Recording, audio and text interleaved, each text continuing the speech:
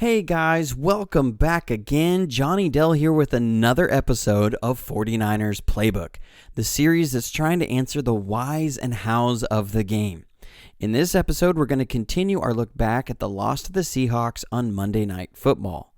In this episode, we're going to see a number of miscues that led to our long scoring drought in the game. We're going to see it wasn't just Jimmy Garoppolo, it wasn't just the receivers, it wasn't just the offensive line. It was all of them.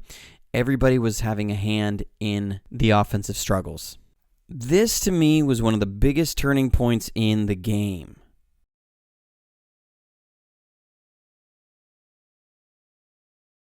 Here, we're going to try and make Seattle pay for their aggressiveness against the run.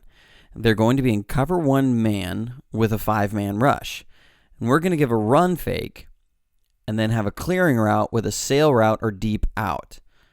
The run fake works well and draws up any underneath guys, and Bourne runs a nice route and beats his man, but after his break, he comes back to the ball a little bit, and this is where he and Jimmy aren't on the same page. Jimmy is looking to throw him a little bit deeper, very much like the route to Sanders that was from the Cardinals game when it was the wow play on the broadcast, and so here's where he and Jimmy aren't on the same page. Jimmy wants to throw him a little bit deeper for a catch and run since he's so open, but Bourne is looking to protect the ball from his defender. In any case, he still needs to catch this pass. Instead, it goes off his hands and into the hands of his trailing defender, which ends up leading to another score by Seattle. I wanted to highlight this play because it's another example to show how Seattle didn't just stack the box. This is 2nd down and 10. Notice they have 2 deep safeties. We're going to run a quick wide receiver screen, and we get a good gain, but we have a holding call on Bourne on this play, so it ends up setting us back to 2nd and 18, and again, we're behind schedule on the drive. So this is the very next play, and this is why the previous play was so critical. It's now 2nd and 18, and seeing that Seattle was coming out in a cover 2 zone on the previous play, we're going to look to defeat that. Seattle is going to be in cover 2 zone, and we have double smash concepts dialed up to defeat their cover 2. The problem is going to be because we struggled containing Seattle's rush, we have both Dwelley and Coleman look to chip and then release. The problem with this is that it then disrupts the timing of the concept. The smash concept looks to vertically stretch the cloud defender. Without the underneath route coming out quickly, there's no vertical stretch.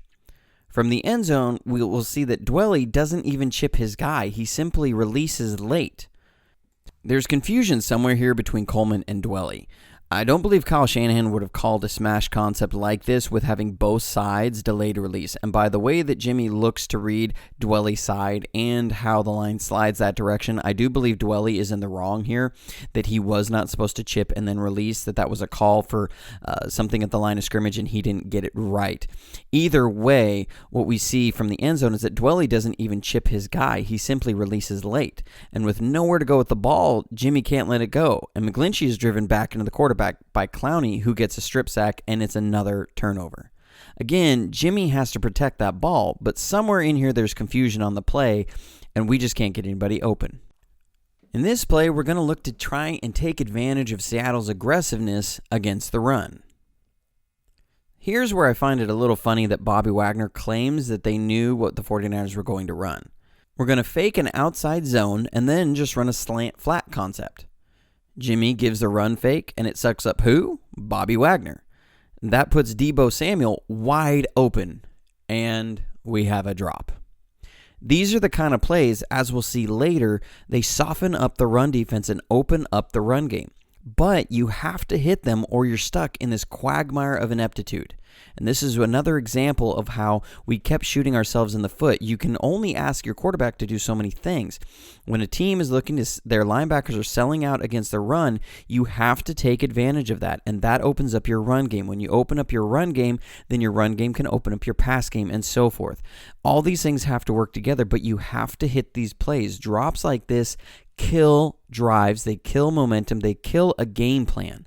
And so as we're going, this was the kind of stuff that just absolutely killed our offensive production in this game.